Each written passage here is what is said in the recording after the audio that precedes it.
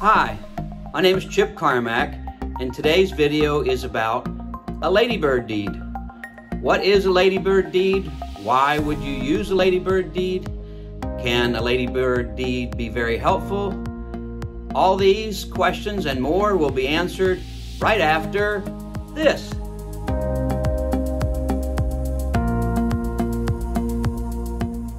Welcome back.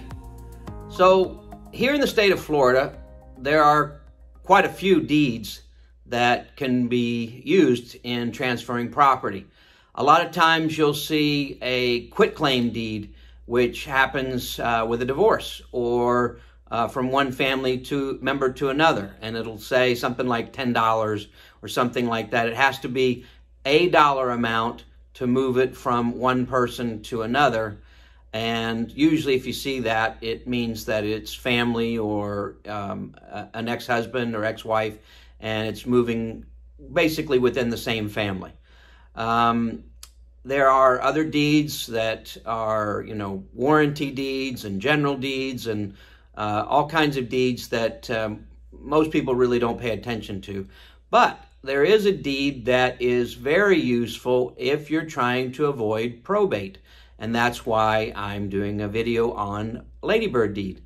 So unlike what I first thought, ladybird deed, I thought maybe it had to do with something with Lyndon B. Johnson's wife, Lady Bird Johnson. No. And nobody seems to know why it's called ladybird deed, but it is an existing deed here in the state of Florida, which is extremely helpful for someone that wants their family to inherit their property or someone to inherit their property without it going through probate, especially if there's no other asset or major asset going on. So just to recap, in the state of Florida, usually what full administration probate is assets over $75,000 of value.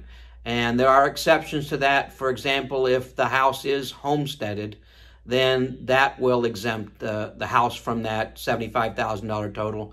Also, if the house is deeded to, it's set up in such a way that the spouse automatically gets it. Here in the state of Florida, they protect the spouse, as they should. So the spouse will automatically get 100% of the house instead of just 50% of the house. There are trusts that keep houses, away from probate. But if you don't have a lot of assets and the only thing that you really do have of value is your house, and you don't want to go through the expense of an estate plan, a ladybird deed is a very inexpensive way to do it. There is a law firm that I can point you to. It's called Alper Law, A-L-P-E-R, law.com.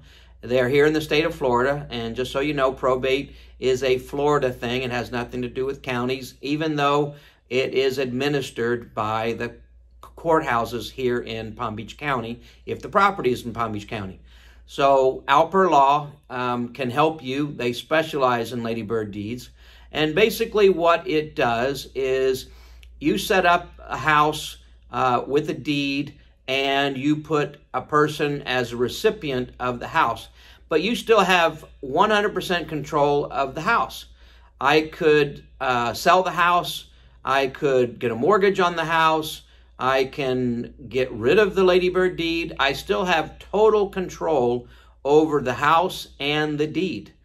But what it does is, if I don't change anything and I pass away, the house automatically goes to the person that I left it to because they are in the deed. They are considered part of the chain, meaning the house goes to them, and therefore it gets excluded from probate, which is a desirable thing.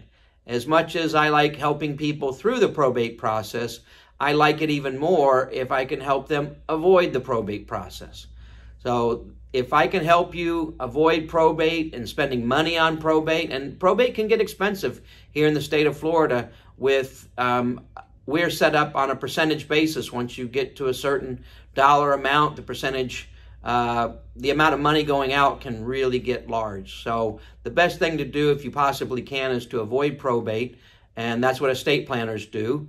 but this is a great alternative to doing estate planning, and Alper Law specializes in this. So I highly recommend that if you're looking to avoid probate and your one and only main asset that would be over $75,000 or would push it over $75,000 is the house, then use the Ladybird deed. It's an excellent tool to be used to avoid probate.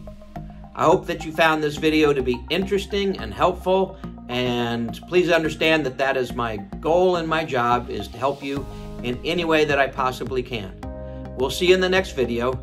Take care and stay safe. Bye-bye.